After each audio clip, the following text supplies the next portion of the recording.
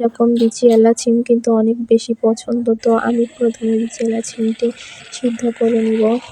মরিচ, হলুদ, একটু লবণ আর ঝাল দিয়ে এটা একটু পানি দিয়ে এটা ঢেকে দিয়ে কিছুক্ষণ সিদ্ধ করে নিব।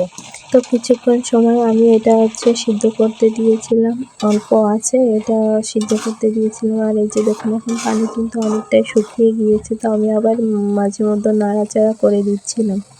এবারে সিদ্ধ হওয়ার পরে এটা আমি নামিয়ে নিয়ে এর ভিতরে একটু তেল দিয়ে পেঁয়াজ কুচি দিয়ে দিব। এরপর এটা সুন্দর মতো করে খুন্তি দিয়ে নাড়াচাড়া করে লাল লাল করে ভাজি করে নিতে হবে। আর এই যে লাল লাল ভাজি করার পরে যে সিমটা রেখে দিয়েছিলাম সেটা কিন্তু এখন তেলের পরে দিয়ে সুন্দর মতো করে নাড়াচাড়া করে নেব। একটু ভাজি ভাজি ফ্লেভার আসবে তখন, সেই পর্যন্ত একটু আমি নাড়াচাড়া করতেই থাকবো। তো এই যে দেখুন আমার ভাজি প্রায় লাল লাল মতো হয়ে আসছে।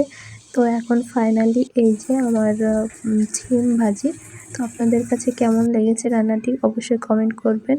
আর এই পর্যন্ত আল্লাহ হাফেজ। ভিডিওটি ভালো লাগলে লাইক, কমেন্ট, শেয়ার করবেন।